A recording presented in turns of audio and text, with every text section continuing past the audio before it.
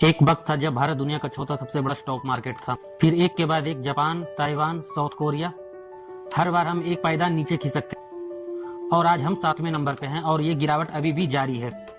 जरा सोच के देखो, जब भारत चौथे नंबर पे था तो हमें लगा भारत सुपर पावर बन रहा है, लेकिन अंदर ही अंदर कुछ टूट रहा था। विदेशी निवेशकों का भरोसा भारत से उठता जा रहा था, रुपए में गिरावट जारी थी।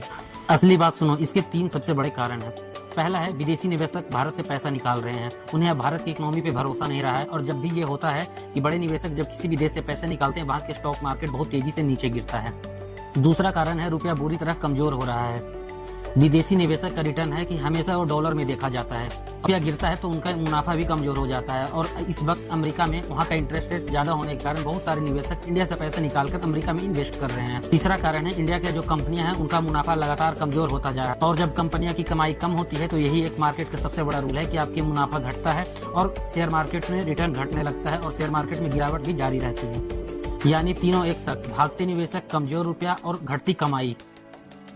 अब सवाल है, भारत को क्या करना होगा? ये बात है, रुपया को स्थिर करना पड़ेगा, आरबीआई को सख्त कदम उठाने पड़ेंगे जिससे विदेशी निवेशकों का भारत पे भरोसा बढ़े।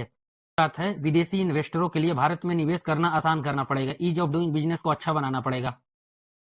कम रेगुलेशन, कम टैक्स, तभी इन्वेस्टर भारत में वापस आएंगे और इंडिया की इकोनॉमी पे उन्हें फिर से भरोसा बढ़ेगा। तीसरी बात, कोरिया और ताइवान क्यों आगे हैं? क्योंकि उन्होंने 10 को पहले सेमीकंडक्टर आर्टिफिशियल इंटेलिजेंस में इन्वेस्ट किया था। सैमसंग और टीएमसी उनकी असली ताकत। बस सरकार को अब इन सेक्टर को ज्यादा सीरियसली लेना होगा, इनमें ज्यादा से ज्यादा प्राइवेट इन्वेस्टमेंट और सरकार के द्वारा इन्वेस्टमेंट बढ़ाना होगा। सेमीकंडक्टर और न्यू जनरेशन टेक्नोलॉजी में इन्वेस्ट करना होगा। अगर हम आज इन्वेस्ट नहीं किया तो कल हम 7वें नंबर से भी नीचे जाते रहेंगे। भारत के पास सब कुछ है, सिर्फ सरकार को एक अच्छा डिसीजन लेना है। अगर ये समझ में आ गया है तो लाइक करो, सब्सक्राइब करो और कमेंट में ये बताओ कि क्या भारत फिर से 5वें नंबर पे आ सकता है?